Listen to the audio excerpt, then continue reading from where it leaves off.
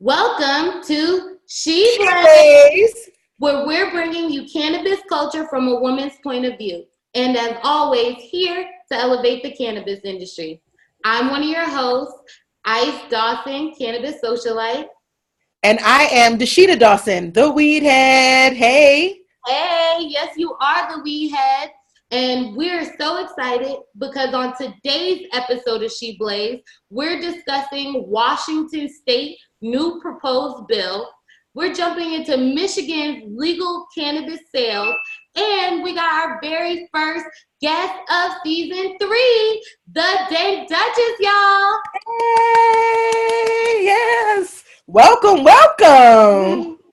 So why don't you tell the people who the Dank Duchess, even though I know you know, everyone should know in the cannabis space, but outside of it, who the Dank Duchess is. I don't know if they should know me, but they might want to know me. I am based out of Oakland. I am a cannabis cultivator and a hash maker. I've been here making hash for 5 years. My focus is on education. I go around the world teaching people how to make hash and living the all weed everything lifestyle. So I look forward to jumping into that with you, but I'm really, really happy to be here with you. So thank you. Yay. And it's a little known fact that Dank Duchess and I go way, way back. Not only is she my soror, happy Founders Day belated as well. Yes. But we also went to high school together. So that is awesome. As you know, just to kind of keep things moving along in the show, we kick things off always with the high of the week. So I'm going to jump into my high of the week. And honestly, I feel like my high of the week is how many people are so excited about our Cannabis Wealth Challenge. So if you haven't already heard, we launched a challenge on January 1st, 2020, basically giving 1,000 deserving entrepreneurs access to my introductory cannabis course. It's a 3-week course. And we're trying to help these 1,000 entrepreneurs get to their first 100,000 in revenue in the cannabis space. And by doing so, you just do the math, 1,000 times 100,000, that is actually generating $100 million worth of wealth in the cannabis space. So that is a year-long initiative that I am so excited about and really looking forward to it. But we've already gotten quite a few entrants. And just so you know, all 1,000 won't be announced at the same time because it is a year long. But we will announce the first 100 winners on March 1st. So you can go to the weedhead.com/cannabis wealth challenge in order for you to learn more and to enter. But it's free to enter, so why not? I know that's right. Well, that's super exciting, and that sounds like a lot of money, honey. And my high of the week is really the post you put on Instagram the other day that was basically like, big cannabis corporations, y'all better come correct y'all because we will still buy from our homeboys and we have no problem. And so, or homegirls. Homegirls, right? Buy weed from women, but our homies, really. At the end of the day, was just discussing this before we got on the recording. I'm thinking about going to a sesh because I don't want to drop $150 on a quarter and some concentrate. I want to drop more like $100 on that. So I'm thinking about going to a sesh tonight. So I'm not really interested in going to the dispensary. So you hit the nail on the head, sis. Yes, I think it's unfortunate they want us to support markets that are messing up. If it's not better pricing and it's not better product, any other place that I've worked in consumer products, it is not something that consumers would support. It just makes sense. Duchess, what are you high on this week? What am I high on? I'm high on a couple things. Actually, it's been amazing. Breakout since the beginning of January, but I am high on authenticity, man. I'm high on authenticity because in this last week, I've done a couple things, breakout about what I'm trying to do with my career, including the fact that I am going to start offering classes in Oakland. So hey, please make sure you give us the scoop on that. We want to make sure our listeners and followers are the first to hear about it. I am going to tell you all about it and give you all the links and everything. I'm really excited about it because, I've been other places teaching and I'm just like, I live right here in California. So I'm ready to do it. I'm ready to do it. Yay. Okay. Well, we got a lot of highs of the week, and it didn't involve directly smoking cannabis. So, as you know, this industry continues to grow. I'm ready to get into these hot topics, though. And Ice, as always, does not disappoint. She always finds the tea. So, let's jump in. Yes, let's jump in. Hot topic number 1 is Michigan. So on season 2, we told you guys that Michigan actually started its adult use sales, and now it's in action. But they are really, really struggling here. Not only are they selling out of things because people are trying to buy it, about 80% of the state's cities and towns have opted out of legal cannabis sales, which is really hard for patients that are medical use even. You know, can you imagine going 45 minutes from your home just to buy some cannabis? No. And just to stand in line, and possibly they may not have the cannabis I want either, which is crazy. Right. And so, you know, it's really weird because if you guys don't know, Michigan actually voted for their adult use via the ballot in November 2018. So when people were voting like, yes, we want to have cannabis, obviously the lawmakers weren't noticing that they actually meant we wanted to have cannabis businesses in our area. So, you know, I really wanted you guys to jump in and discuss this because we're seeing this around the country. Mm-hmm. Well, one of the things I can say is that, like, it's really an oxymoron. Legalization was supposed to provide more access. You were always talking about access. Now we have legalization, we have lack of access. It's like, when do patients get to win? You know, when do patients come first in these situations? And all of these municipalities that are saying pretty much not in our backyard, they're not looking out for their constituents who are definitely saying, yes, we want this in our backyard because we need to live. It's really ridiculous. I mean, you hit the nail on the head. In California, over 60% of the municipalities opted out. So there are a lot of dry areas of the state. So despite it being hailed as the holy grail of U.S. cannabis, right, and especially in the last 2 years, since it legalized adult use, there's a struggle with still getting that access. And I know that it has caused the legacy market to persist. And people like to look at it as, oh, the legacy market is bad. And the reality is, no, it is actually doing what the legal market cannot do, which is give the access to people who really need it. The reason I feel like Michigan has done this, and by the way, the governor just released in New York, just released his state of the state, and his plan allows people or cities with more than 100,000 I guess 100,000 people living in the city to opt out. He's offering that same opportunity in New York, and yet not looking at what a big mistake it has been in other states. I think part of it is because they still see cannabis as a sin. And, you know, so that means there's a sin tax, there's a sin around the actual business of it. And the fact is, Detroit had the nerve to be one of these cities that opted out, when this is a city that not only in population really needs it as medicine, but from just a history of the incarceration and prohibition of marijuana, it really should get reinvestment. If you opt out, basically most of these states are also saying that if you opt out, you really can't get the funds or all of them that come in from tax revenue. So that's a miss all the way around. Like, I don't know who was in the room when they came up with this, to be perfectly honest. And you know what's so sad is, because I was actually having a discussion on Instagram with someone that is Michigan based and in the cannabis industry. And, you know, she didn't know that those areas have opted out, and she didn't know that they don't receive the tax revenue. You know, she kind of was talking about like, oh, well, you know, everyone wants to talk about taxes, but when our potholes get fixed, we don't want to hear anything about it. I'm like, nope, actually, Detroit's not really going to get their potholes fixed because they didn't opt in to have cannabis businesses. So they're going to see the smallest percentage of tax revenue from the cannabis business in the actual state, which is so sad. And, you know, she's like, well, what can I do? I'm like, you need to go talk to your city councilman, your assemblyman. You need to talk to your senators, because they are the ones that are making these laws, not informing you guys all of that falls into these laws. And you need to tell them like, no, we actually need it in our area. And a lot of people contributed it to the different agencies that are running marijuana.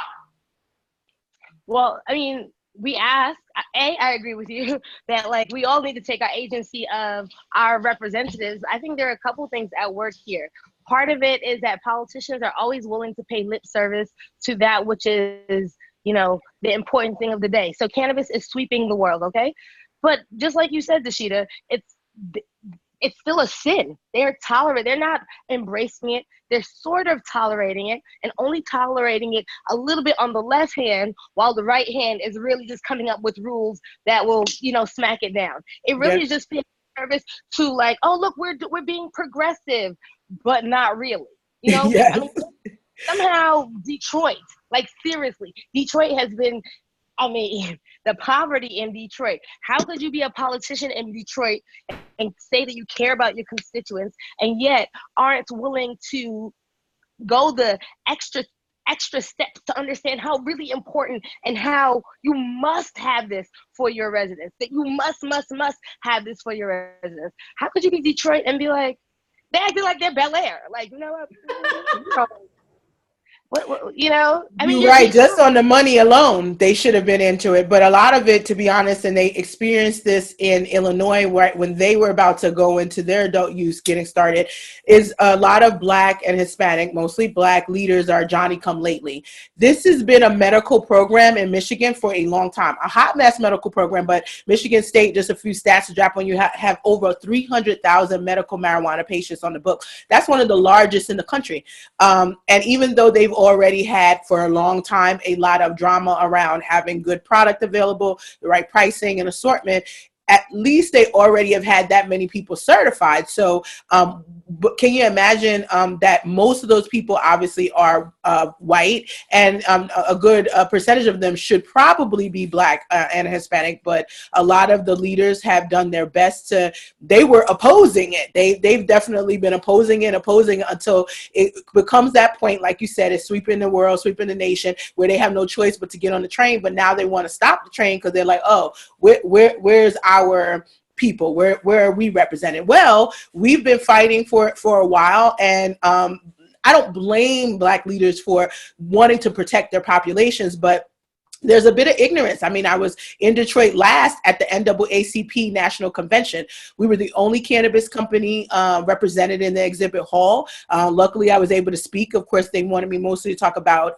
Black excellence. And then last year, we did criminal justice. So they want to talk around it as opposed to talk about it. And I think that's why we founded Cease as a nonprofit, in order for us to, more get on the ground into churches, into the community, and re-educate people. It's a mindset shift. People have to think differently. This is not something that is bad for us. It is not alcohol. It is, scientifically, it does so many things that are great all the time, whether you deciding you're using it for adult use or medicinally, like, some folks are really clear. I want to say real quick, as a patient, I'm very clear when it's a medicinal time period for me versus like I'm just chilling and I kind of in a kickback moment too. I know a lot of people are not, but it's just, it feels like we are late to the game as usual, and we're really setting ourselves, up really poorly. Next year we'll be complaining about this, I'm sure, trying to figure out how to fix it. Well, now that we talked about, different lawmakers and them making different rules and regulations, I think it really helps merge into our hot topic, our second one, which is about Washington State and their new bill that proposes a limit on cannabis concentrate, which is really huge because cannabis concentrates are definitely becoming more receptive to people as more markets come on. So with this bill, it basically bans vape carts, dabble extracts, and other concentrated products. It is 40% of the legal sales in cannabis in Washington State as far as 2019. And even though we're thinking about banning these products, the reason is because they are finding individuals that have high levels of THC going to the hospital, which we talked about it in Illinois, and having different psychotic disorders due to it. So, you know, I know that you're a hashmaker, Dank Duchess, the Dank Duchess, you know all about, you know, different levels of potency, and you also know about microdosing, which I think most people don't know about. Can you really explain what it means when they are trying to ban high levels of THC? Well, let me say this in a nice way without saying idiot, but okay. I mean, when I read that, I was just like, this is ridiculous. Okay, yeah, this is ridiculous for a couple of reasons. And let's just tie it up together. Again, back to it being a sin. How many people died of tobacco a minute ago? Yes. How many people got this psychosis? For real, what is this exact number of these people that got this psychosis? What were the other mitigating factors? We are always so quick to believe that THC is the thing that is hurting someone, is because the society at large, or not even the informed society, but our politicians they are waiting for the shoe to drop for it to be terrible. So if it's just like someone robbed the bank and so there was a THC sign, I think that THC, you know, affected them. That's really being the mentality. So that just blows my mind.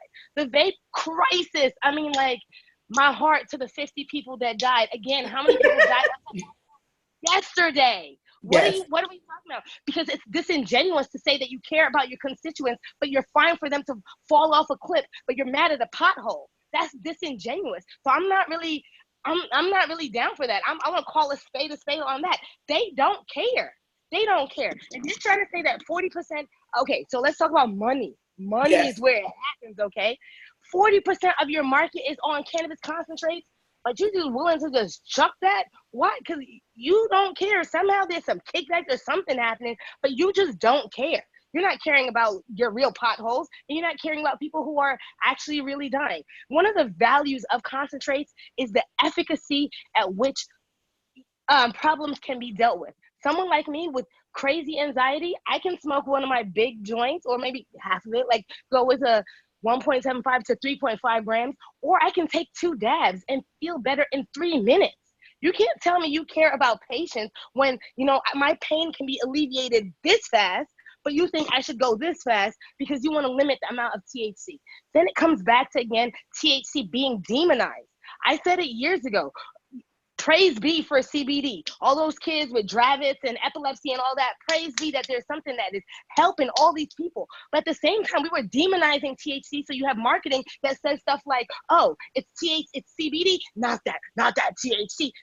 Not understanding that with the entourage effect for so many things, you're not curing any cancer with just CBD. You're not doing that. You know what I'm saying? Alzheimer's is not just being addressed with CBD. So the THC is necessary. And at the end of the day, it's the very fact that THC doesn't allow you to be a sheep in this society that they can't handle that. At the end of the day, THC makes you sit back and say, wait, hold on a second. Why should I be caring about the legal market?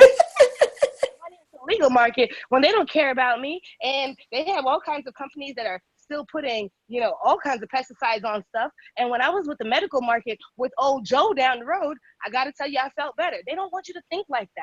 They don't want you to think like that. So it's all a whole system of keeping us contained. They're giving us our medicine the way they want. They get us sick. They give us the medicine the way they want us to give our medicine, and we can't heal ourselves. That's why we need revolutionary leaders to speak up. And I know, Dasheeda, you say you don't want to call out the politicians, but you know what? I'm flat out saying y'all messing up. We in this situation because y'all messing up. If y'all are not seeing, you could go to CNN, you can go to anything and look up any bit of information about THC, about CBD. If you cared about cannabis, and if you cared about all those people in the churches, guess what? You would be learning about it. It doesn't take that long. You can go on YouTube right now.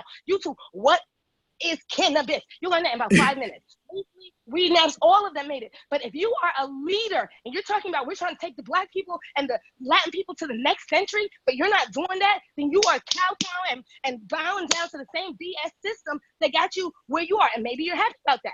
Maybe you also don't want to be like knocked off the pedestal once people realize, oh man, oh Johnny is talking all kinds of nonsense. And I'm willing to say that. So Black leaders, don't act like that information is not out there. Don't act like we don't have investor people. We got financial people. Look at the ID investor, another source who will tell you about how to make our money in cannabis. But stop making these speeches about how they're leaving us behind when y'all don't want to open the damn door. That's Yo, I feel you. Yes. Yes. Okay. Okay. All these long speeches, the white man put us in the jail. They did do that. They did do that. And now we have the opportunity to do a little bit different. Now we have the opportunity to use some of that entrepreneurship we always talk about on Instagram. We got all these freaking memes about stuff. Do that. We in cannabis, do that. And then we're going to see. Then you can tell me whether we're doing some progress or not. No, I feel you. I feel you, Duchess. Thank you so much for being authentic and being real about it. The way I feel is not that I don't want to put them on blast, because I do all the time. What I say is that I understand the psychology behind it. We've been told, and I know we grew up, you know, hitting the streets of Brooklyn and headed to Stuyvesant, like we were supposed to stay away from this. And so many people went to jail for it. And so if you're trying to take care of your flock and you've seen how many have been destroyed as a result of that, it is very hard, especially if you are 55 and older, to change your mind, right? Like we just hitting the 40s, and honestly, I know there are certain things you're just not going to change my mind on. And I thank God that I was able to find cannabis before I did, you know, kind of harden to the thought. In my book, I say the same exact thing you're saying. It's a mindset shift. There's so much information online, but there's also a lot of lies online too that perpetuate the stereotypes. So it's sort of like we wading through it and stop automatically looking for the negative. I also always point this out. You called it out. This is, if it's a business decision, how are you going to impact 40% of your sales and not actually come up with a plan? What I realized going through all of these municipalities and working with all these political leaders is they don't know how to manage a P&L either. This idea of a budget is a little bit of a joke to them. And it's just part of the job description, but it's still a struggleville. If you know that you have something that's impacting that, you want to maybe do a little test stepwise. So that's on the business side. From the science side, this idea of psychosis is a little bit like you're not really understanding the molecule anandamide. From a bird's eye view, looking at it, if you're a molecular biologist, myself, like you cannot tell the difference between anandamide and THC. So we basically are demonizing something that we actually create that looks almost exactly like it. And everyone who continues to do that is basically either ignorant to that completely, or they're turning a blind eye to those details. I do hate that CBD is hailed as the holy grail, even though I leverage it and I use it in those markets that are challenging for me. But truthfully, my best bet is still always when I get the whole cannabinoid profile, I get to, yes, the whole plant. I get to decide exactly what type of terpenes I want to add. And like yourself, I learned to dab from you. I dabbed on the finest hash from you. I learned to dab like a lady. I'm thankful for that.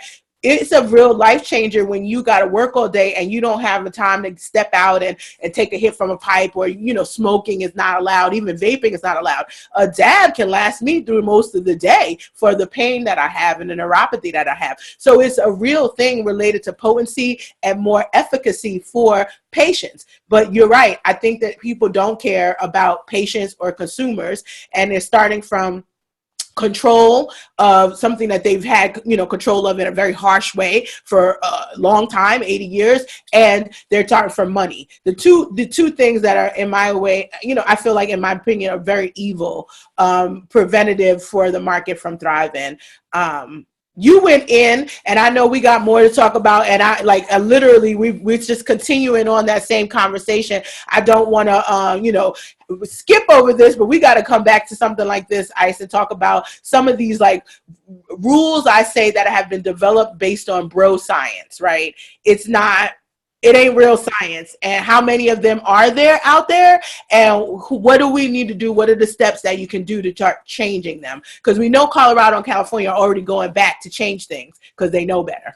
Right. Especially when they talk about limiting potency, those, you know, that's going to hurt your sales. And so I think that leads us into our great third hot topic, which is really, we're going to dive into California's legalization and what their sales look like. So, you know, I feel like most people think that California is the holy grail.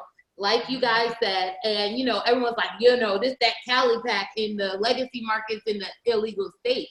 And it's like, you know, the Cali pack don't stand for the Cali pack no more. And at this point, you know, we're actually seeing that they lost about $1 billion with their sales of 2019 versus their sales during their medical market. And so, you know, as you being a hashmaker and world-renowned cultivator within the California space, why do you think that the sales have fallen during legalization? Oh, I gotta tell you. Well, it's been most unfortunate. It's 2020, right? You know, but by the end of 2017, something like 75 to 90% of everybody I knew in the space fell off. We just couldn't come up with the money for licensing. Everything costs a lot of money, right? So what happened with that, though, is when we say fell off, is that our products no longer could be available in the dispensaries under the medical market. Okay, so there was this brief moment where you couldn't really find anything. Mm-hmm. The dispensaries really didn't have anything at all. I mean, it was California and didn't have anything. I have to tell you, there's nothing so terrible as when people saw the first meme that showed that an eighth costs like $90. People were like, wait, an eighth for $90? We're going back to prices of before. And that eighth at $90, people scoffed at it first, but then it's the norm. If you know what the taxes are here in California, it's amazing that anyone's buying from the legal market. And just as you said that you're looking to go to the sesh, the traditional market, the legacy market is alive and well, whether it's even organized in such like the sesh or is day on the corner. And you know why? Because people know what brands that they did like before that they can't find in the dispensary because those brands suddenly aren't available. But they had the trial and error to find, I know grandma this makes good edibles. And even though I don't have the whole list that says every single thing that's in her ingredients because she couldn't pay for all of the things that would happen with legalization, I trust her.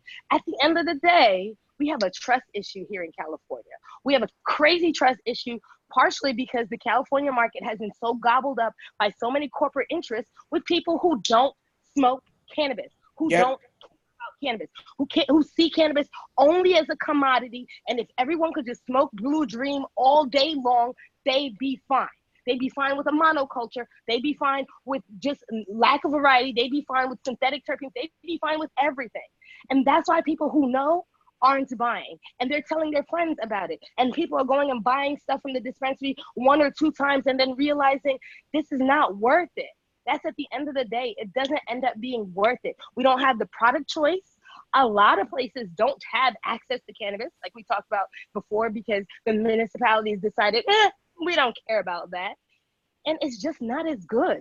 So like Dasheeda said, how am I gonna put money, for what reason am I owing loyalty to this new market that got my friend out of business and is giving me crap?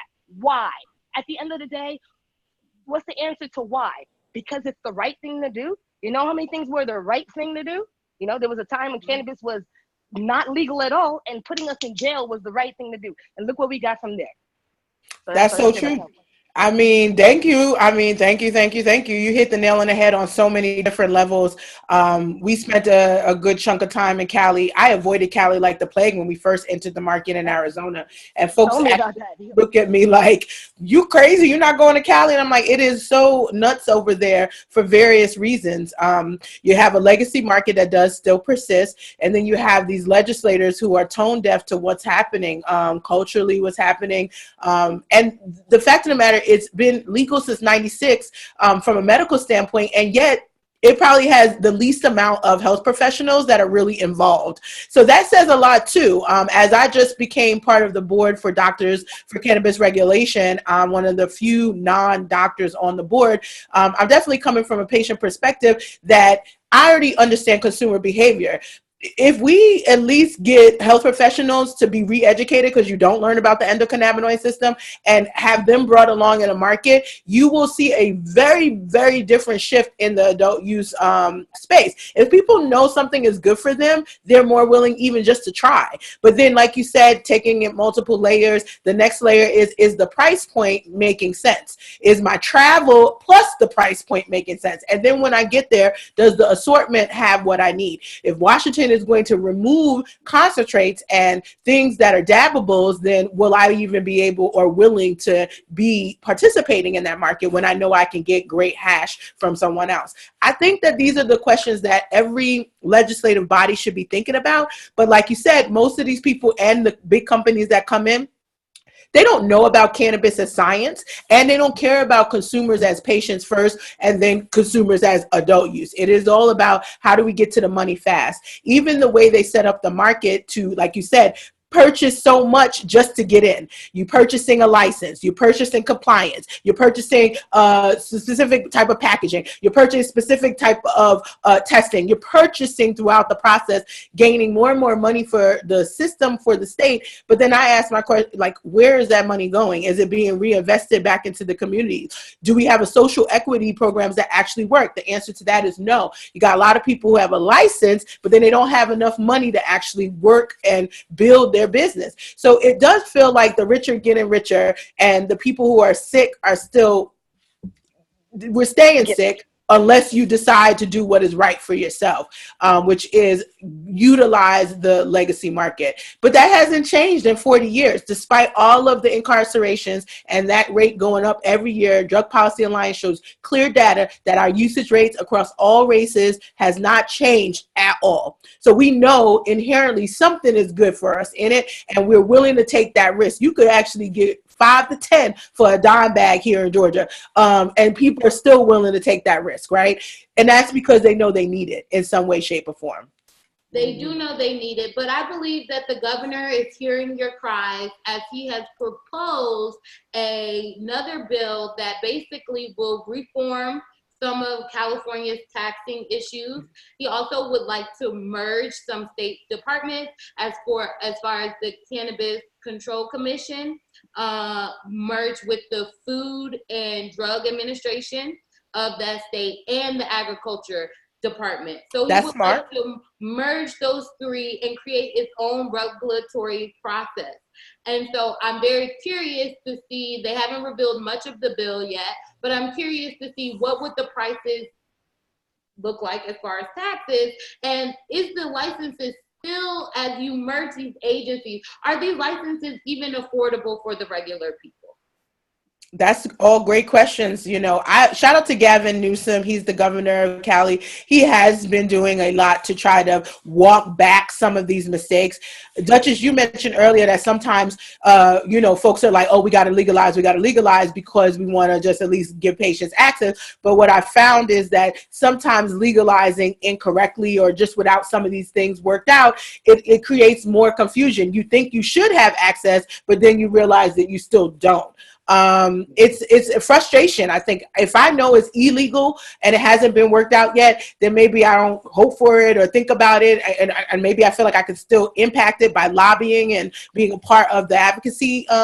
But sometimes I feel like when we legalize, we send out a false narrative to communities and to patient populations that all's good in the hood and we got it figured out. No, Michigan is messed up because it was voted in by referendum, meaning at the time of election, they voted and they said yes, but the details is where the devil is. And unfortunately, that's where we're seeing it come to pass. I'm worried about New Jersey for that very same reason. We have people who wrote the question and they don't know the difference between hemp and marijuana. They don't know that hemp is cannabis too. So it's sort of a little bit like, again, I feel like the blind leading the blind. Every time these politicians get together, and I want to work with them, and I worked with many, shout out again to the Majority Leader, Crystal Peoples-Stokes, when you're looking to be open to educating yourself and making sure that you are, again, that mindset shift and you're sharing it, it usually means that you're going to see better laws put in place.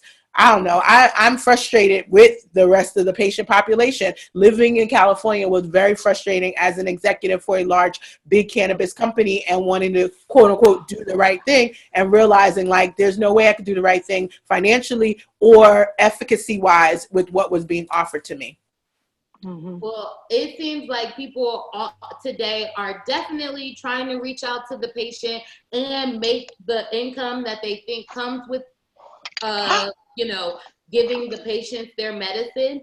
And so we can move on to our fourth hot topic, which is about high times. Yes. So if you guys don't know about high times, then it's been in our culture, cannabis culture, for 32 years. It is definitely one of the leaders of the cannabis culture and even the legacy market, because it's been around for 32 years. And as it's been around for these years, they are having some ebbs and flows with their actual income and finances. Well, they're trying to get right on track as High Times is getting into the retail. Yes. So the company will be opening its cannabis dispensaries in Las Vegas, which you know I'm ready to scoop out, and Los Angeles. While these two retail licenses have not really been announced, it is still interesting how they want to put their footprint in the cannabis industry outside of publication. That's so true. And I want to give a quick shout out to a team fave, or at least she's definitely my fave. Stormy Simon just got announced as the new CEO of High Times. And she comes from Overstock, where she was the president. So she really does understand e-commerce. She understands distribution, merchandising. So she's the perfect person, in my opinion, in terms of skill set, to bring together High Times media and publications with distribution and retail. High Times needs this, y'all, because they've been doing events and cannabis cups. They've tried to be the first mover in new markets in a way that has been very money draining. Whenever you think about an event business, know that the merge, like the maybe the most you're going to get in profitability is 25%, but it's usually 20 to 25% you're going to see as profitability. They have a lot bigger margins that they could get dealing in retail, but that also comes with way more drama and way more legal compliance that they need to be aware of. And oftentimes that's where the money really gets spent. They also have to be aware that where normally they would be able to write off all of their promotion and marketing as they deal in these dispensaries, anything related to marketing, anything related to just typical, usual, and customary businesses, they will not, business expenses, they will not be able to write off yet because of 280E. So it's going to be a balance. Stormy is going to be looking at multiple P&Ls and probably different entities that roll up to one. It's going to be, I think, important for them to set up a great conglomerate structure, which is common. It's not something that is unusual. Amazon, by the way, for example, is literally like 9 conglomerate big organizations or companies that all fall into one under the CEO. So it's common even in mainstream, but it'll be really important here to set it up so there's no commingling. They're able to really see what their cannabis operations, plant touching operations is doing, and ensure that it doesn't put their non-plant touching business and the legacy 30 plus year business at risk. But yeah, I am an investor as far as High Times is concerned. They had a public offering that I took advantage of. And so I'm excited to see what Stormy is going to do with the company going forward, because the last 6 months, y'all, it has not been that fun hearing some of these announcements that haven't been great in terms of profitability and cash flow and the like. They also bought Dope Magazine, so acquisitions are also very cash intensive as well. And so while they are a big mammoth, they don't, at least on paper, it doesn't seem like they have a lot of money. Right. Well, if you're wondering, I'm glad you brought up the stock, because they still have their public event investments all the way until March 31st. So if y'all want to hurry up and get your stock, I'm telling y'all right now, do it ASAP. It's definitely worth it. I am curious to see how they're going to utilize these retail licenses, but I still think sometimes retail is not necessarily the way to go, just for the simple fact most of these dispensary owners we're hearing about, especially the people of color, the women, they're telling us they are not making much of a profit. And just because of the taxes alone, keeping up to date on their application and their whole compliance unit that they have to have, because we know a few of these big companies don't, to stay on top of all the rules and regulations that's going on in that area. Absolutely. I mean, we'll watch this one closely. I think we should even reach out to Stormy and see if we can get her on the show and let us know exactly what her vision is.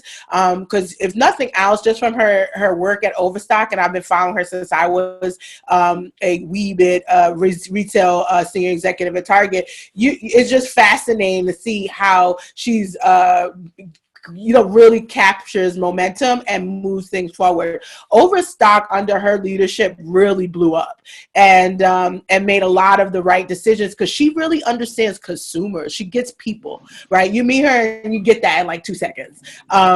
She actually reminds me a little bit of Mommy and the energy, just Ice, in terms of she's able to get a personality right away. And I think she gets consumers.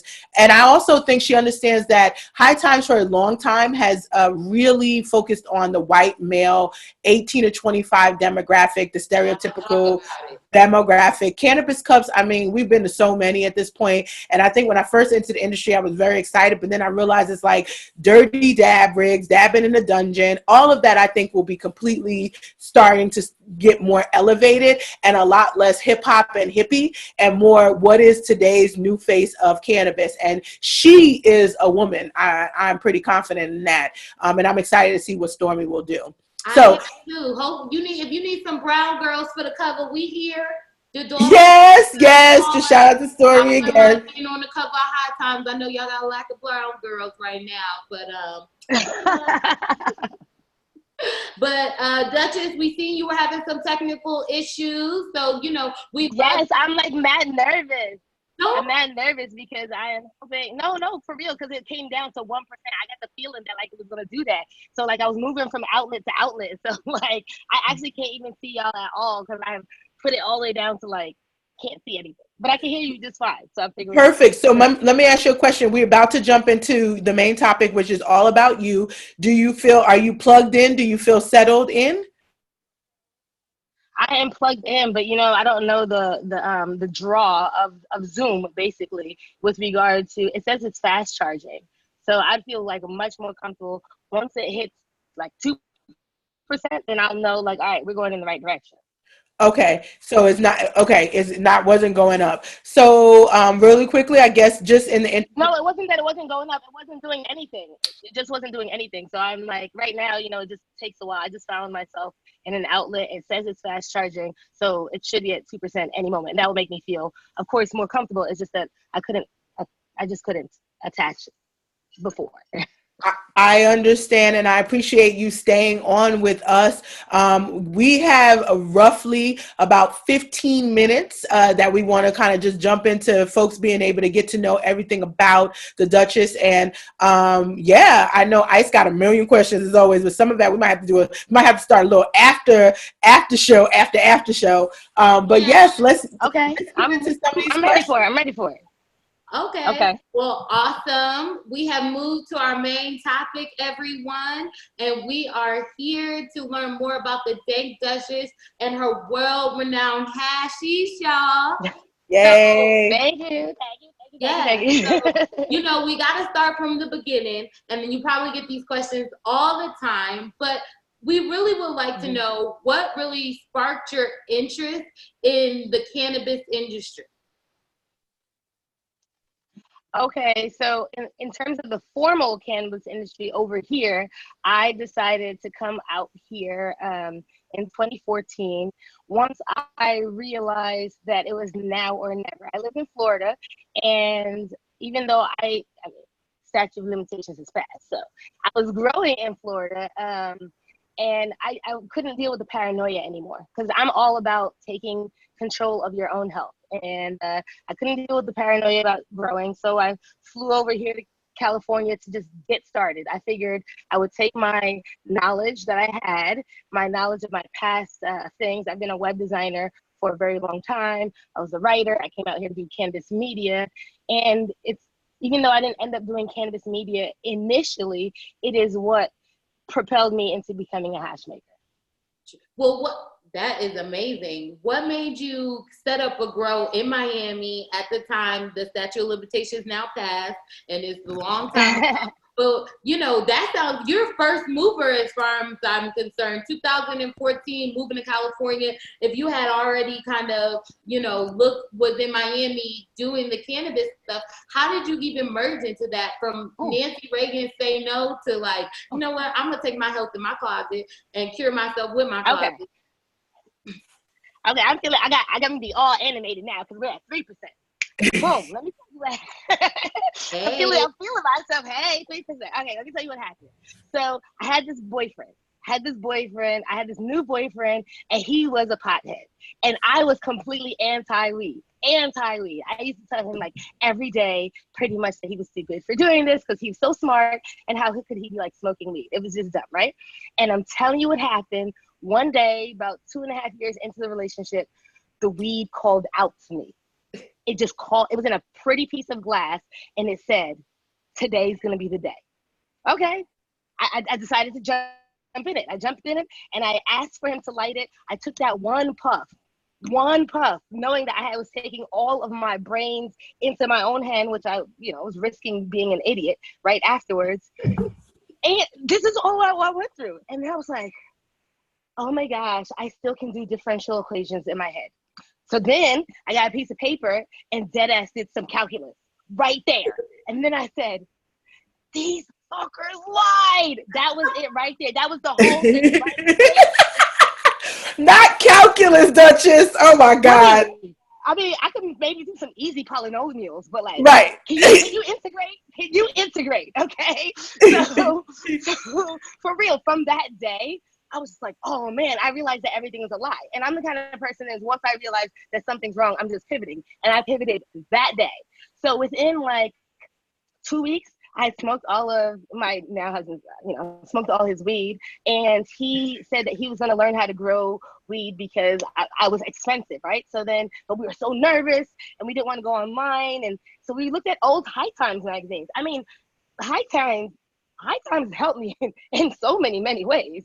We looked at old High Times magazines and started setting up a grow and ended up growing for 10 years. And in that time, that's where I really came to really appreciate cannabis and also develop a little bit more of my, no, they didn't stance. Like, right. I really am, I'm offended. I'm offended as a person about how my health is treated by my own government. I mean, I'm offended. And therefore, I try to limit their input into my life as much as possible. So I was growing weed, and you know what? I was growing some crappy weed. I mean, it was better than no weed, but it was all right weed. And then I came over here, and after I met Frenchie, I'm going to tell you how I met Frenchie, but after I met Frenchie, I was given an entrance into the Emerald Triangle. There is nowhere in the United States like the Emerald Triangle. Yes, people will say, oh, this is as good as Cali, that. No, it's not. It's not as good as these 3 counties, Humboldt, Mendocino, and Trinity. And being able to go up the mountain, really maybe meet farmers whose whole lives from they were small to now was nothing but cannabis and outdoor cannabis. And that made me an outdoor grower. And once you grow with the idea of creating good cannabis for resin, for making hash, you're a total different kind of grower. So that's how I got into that. That's amazing. You really are a first mover. I'm the first mover of my family, so I could definitely, or of the sisters, because my mom was basically a lifelong consumer. But out of all my sisters, I was like, I don't care what y'all think, I'm smoking. But so I really appreciate it. Thank you. But we got to get into the business a little bit. Okay. So how does this super successful, smart woman that, has this wonderful career, beautiful home in South Beach, middle of, how do you tell your family, you know what, I think I'm going to join the Green Revolution? Oh, I can tell you where that came from. Sanjay Gupta. Okay. Yes, Dr. Gupta. Shout out. Yay. So you don't even know, Sanjay. You don't even know. So this is what happened. My mom had a cousin who was taking meds for depression. Then she was taking meds to deal with something with the depression. She ended up taking like 6 meds. Then she like blew up. It was just like, what is going on, right? So this is 2011. And so one day while I was a little bit high, I kind of slipped in conversation, kind of like, why don't you just do cannabis? I mean, it's Massachusetts. You know, they had a medical, make something work. My mom, in typical fashion, didn't say anything about it, as if I didn't say anything. And then I just kind of withdrew. One day, I got a phone call from my mother, and it said, she goes like this, about to tell you my name, because it's important. She's like, Sheila, Sheila, do you know about the kid with the cerebral palsy, Sheila? And I was like, wait, what? And my mom starts going off about the incongruencies and the inequality, the unfairness. And I'm telling you, I was like, yep, that's exactly how I feel too, mommy. That's exactly how I feel. Oh, Sheila, this is bad. Yep, this is bad. Got off the phone with my mother, and I was like, Sanjay Gupta, what have you done? And so that year I went to Colorado for the Cannabis Cup. It was the first time I had been around more than 10 smokers in one place, 80,000 people. And that's when I knew I was in the wrong place. I knew Florida was not where I needed to be because Florida was not going to change their regulation fast enough. I went to Seattle and I saw the same thing. So all of these things gave me the power to tell my mom, and she's always known me to be an enterprising kind of person, that like, I wanted to do California. And she was the one who was just like, yes, Sheila, go out there, and you shine, you go out there. Now, mind you, no one's telling me what. Ooh. You went mute for a second, Duchess. Oh my gosh, why is it muted? It's all good. Let's keep going. But when your mom told you to go out to California. Wait. Wait.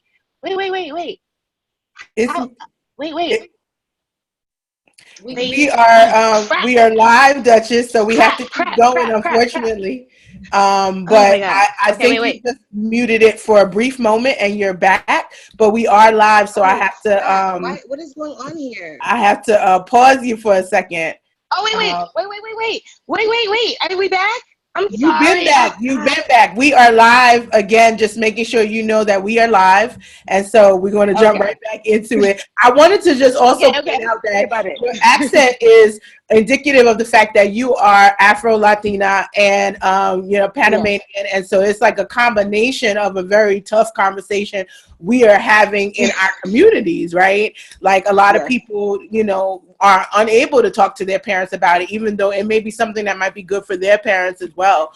I know that just a few of the folks that I've met with in Brooklyn, back home, they struggle with the fact that they are knowing that they need it, but they don't know how to communicate it.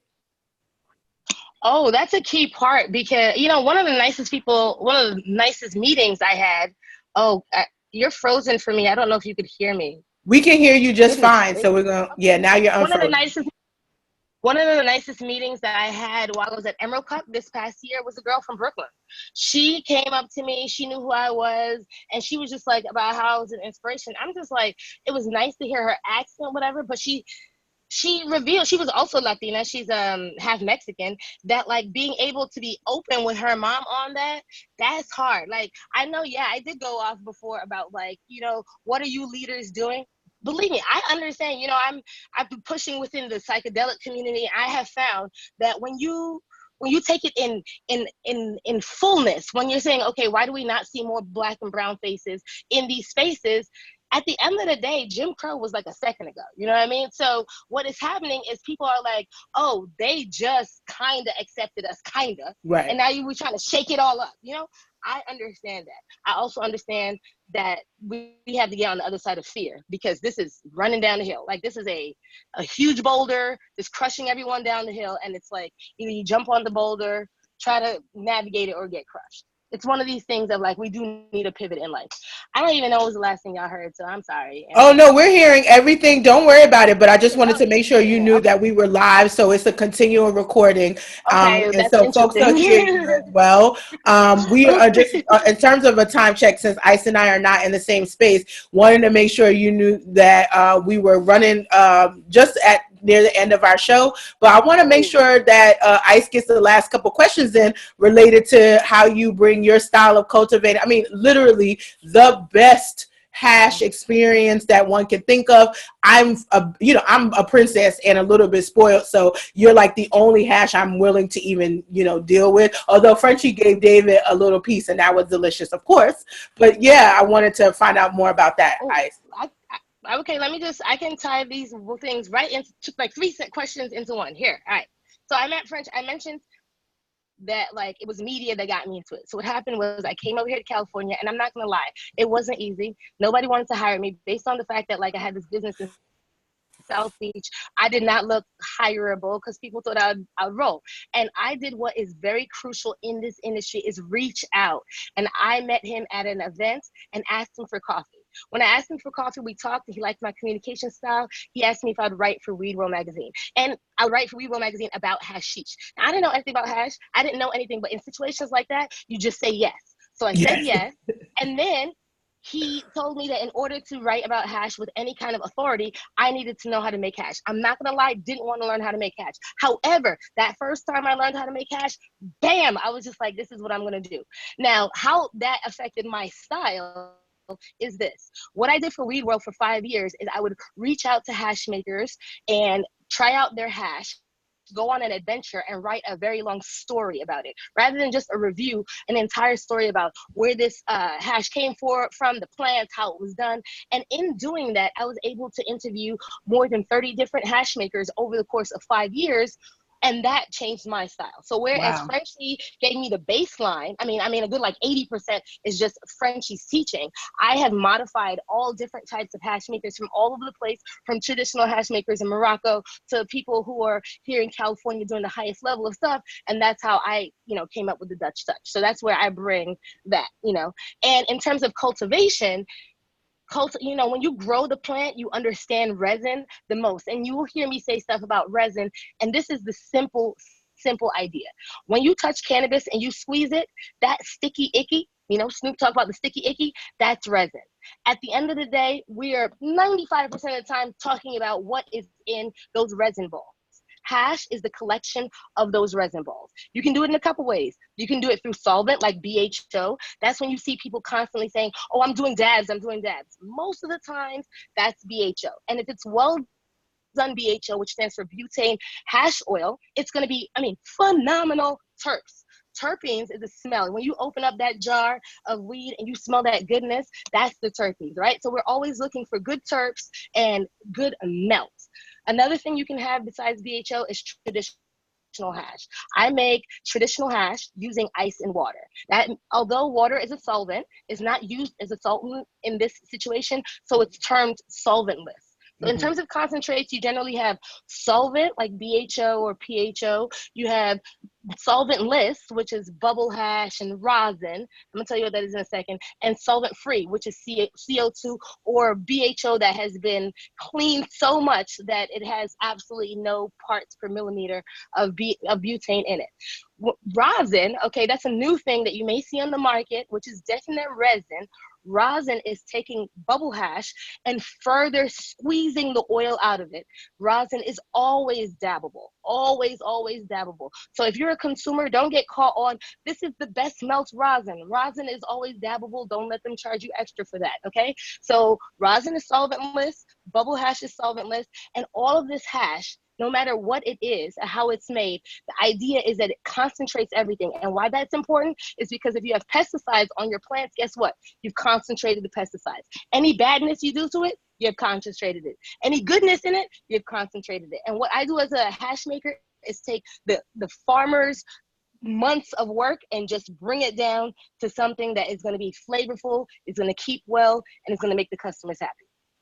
Wow. Well, really quickly, you done broke it down. I basically want to give a quick shout out to the Duchess for being on the show, because this is what I talk about in my processing and manufacturing chapter. She is the person that I mentioned as well. And, you know, obviously this is what she does, right? And so you definitely want to make sure you are following her. Duchess, can you quickly tell us where people can catch up with you? Sure. I can be found on Twitter, Facebook, Instagram as the Dank Duchess. That is TheDankDuchess. There is no T in that, darling. And on my website, thedankduchess.com. And I'm open to all Yes. kinds of questions. So thank you. Thank you so much for Yes. having me here. Yes, of course. Go ahead, Ice. That is so hilarious right now. I'm so sorry. Listen, it's Brandon. You gotta. This is why I love this woman, because she takes it all the way. She's you know, obviously you're an artist. What you do and how you take the pictures, you can find a picture of her work in my book as well. Thank you for that. But basically, it is art. It's beautiful. It's something great to look at, and then it tastes so good as well. Oh, we like that. We like good hash. Well, we're going to wrap it up. We definitely got to get you back, the Dank Duchess, because you literally are one of my favorite people in the world, especially the cannabis industry. Always have fun with you. And so we're gonna set this up again. This has been a great episode. I really enjoyed it. But the WeedHead, show us where we can find you. Yeah, so where in the world is the WeedHead? I'm at theweedhead.com, of course, and you can find me at the Cannabis CEO, but we are on tour for our Sharing Success in Cannabis book signing tour. Next up, we will be in the DMV. Shout out to the Hemp Haven Wellness Center. And then after that, I am headed to Albany, New York for the Black and Hispanic New York Caucus. Going to talk to some politicians up there and, of course, showcase my book. And then I'm headed to Chicago for M4MM Chicago Business Licensing Boot Camp. It is just going to be a busy month. Oh, and I turned 41 as well on February 3rd too. So it's basically one of those months where we're just going to be riding because it's just so much to do, but excited about that. I love that temple ball. I did see that. I'm just thinking about it. Right. Well, make sure you follow She Blaze. We are coming to you via audio anytime. SoundCloud, iTunes, iHeart, and watch us live on Facebook at 11 a.m. Eastern, y'all. Have a good day. Bye.